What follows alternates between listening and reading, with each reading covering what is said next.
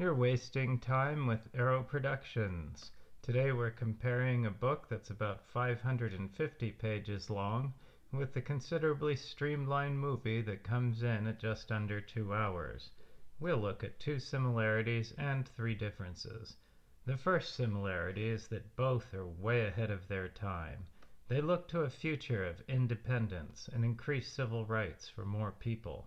The economic models were going to change, and those clustered around the top were frightened.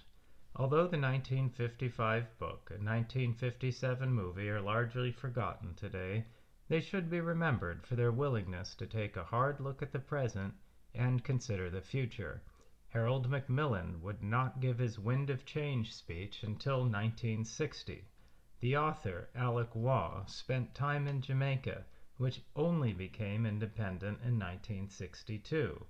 Much of the movie was filmed in Grenada, which became independent in 1974. Normally, Hollywood runs 1 or 2 decades behind books, but this time they were 2 years out. The second similarity is that both feature frank discussions of racial problems and race mixing, which were taboo topics at the time they were made. The book goes into much greater detail and includes other groups such as different types of Asians. In the movie, nearly everyone is simply black or white. One racial group in the book is known as passes for white. This refers to white families with a small amount of known black ancestry. This is different from the US, where passing refers to passing oneself off as part of a demographic group in which one is not a member. This leads us to the differences. The first major difference is in the generational clashes. The book is largely the story of the young, silent generation. They are in their early 20s, but largely married and with careers. We see their resentments through Maxwell Flurry. He feels shortchanged. His father looks down on him as the younger son who can run the estate but isn't quite making it. World War II interrupted Maxwell's education. Instead of public school and Oxford, he went to school with black children on the island. He resents his brother Arthur, who had the perfect trajectory until he was killed in the war and entered the Pantheon. The movie mentions some of this, but it doesn't make sense. James Mason, who was 48 when the movie was released, is badly miscast as Maxwell Flurry. In the US, he would have been too old for the war. From there, we have the World War II generation, which is economically ahead of the silence, but they also resent the interruption of the war and frequently carry injuries from it. The Archdeacon is a now respectable part of the post-World War I generation. He had been a member of Oxford's short-lived and hard-drinking Hypocrites Club in the early 1920s. His story is Alec Waugh's shout-out to his younger brother, Evelyn Waugh, who was a club member. Alec goes so far as to mention Evelyn's novel about the period, Vile Bodies. This generation partied hard and wanted to make their mark after having to stay out of the way during the war. The Archdeacon is only seen presiding over a funeral in the movie. Surprisingly, the book does not mention the World War I generation. Alec Waugh himself had fought in World War I. The movie glosses over most of the generational differences.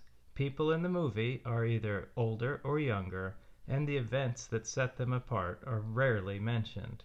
All that being said, these generational issues are only explored on the white side of things. The second major difference between the book and the movie is that the movie does not have a general strike. A big part of the book is politics. David Boyer is a black labor leader who leads a general strike. The events appear to be modeled on the general strike in Grenada in 1951, which was led by Eric Gary. Boyer in the movie is played by Harry Belafonte and is considerably toned down. The movie Boyer is a composite character between the book's Boyer and Granger Morris. In the book, Boyer was the future that the whites feared. while Morris was the future they thought they could live with. Granger is a black, civic-minded lawyer who plays cricket and was educated in England. The book talks about the differences and how black people were treated better in England than in the Caribbean. Again, Granger is not in the movie. In this scene, Boyer is shown quieting down a disruptive crowd that he egged on in the book. Finally, the third difference between the book and the movie is the tone. The book is a tension-filled, genre-hopping mess. It varies between being a family soap opera with love stories to a political tale and even the story of a murder which happens after the halfway point. It appears to have been thrown in at an editor's suggestion. The movie, in spite of being a melodrama, is lighter and more focused. Instead of a general strike, we have Harry Belafonte singing. While his character is resentful at times and makes some pointed remarks, he is more about dialogue with any potential opponents. The movie is more hopeful than the book. Both feature black characters who are comfortable in white settings, but the whites are unaware of black settings. In this scene, which only occurs in the movie, Boyer takes Mavis on a tour of his home village, and he leads the people in the work song. Her seeing and hearing all this for the first time underlines just how insulated the white environment was. Mavis had lived in the area her whole life. The movie's scenery is the visual counterpart to the soundtrack. While the book outlines many differences between the islands and the tourist folders, the movie becomes the tourist folder.